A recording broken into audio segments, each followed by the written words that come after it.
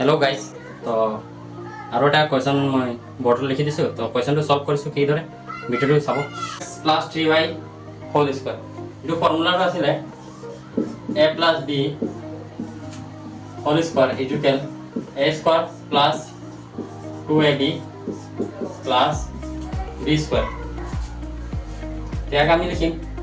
2x plus 3y whole square equal ইয়াক প্ৰথমে কি কৰে a মানে কি আছে 2x b মানে 3y ইয়াক লিখিম a স্কয়ার a মানে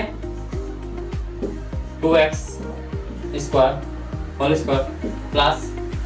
2 আহিব ফর্মুলা মতে a মানে কি দিয়া আছে 2x b মানে কি দিয়া আছে 3y প্লাস b স্কয়ার মানে 3y হোল স্কয়ার ঠিক আছে এতিয়া 2 স্কয়ার মানে কিমান 2 দুগুণ 4 আর x2 কি হয়ে যাব x স্কয়ার প্লাস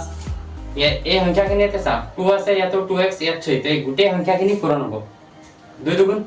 4 4 3 গুণ 12 আৰু ইয়াত আৰু কি আছে x আৰু y টো আছে না তো x আৰু y টো ইয়াত লাগি যাব প্লাস 3 স্কয়াৰ মানে 9 আৰু y টো হৈ যাব y স্কয়াৰ তো এইটোৱে আনসাৰ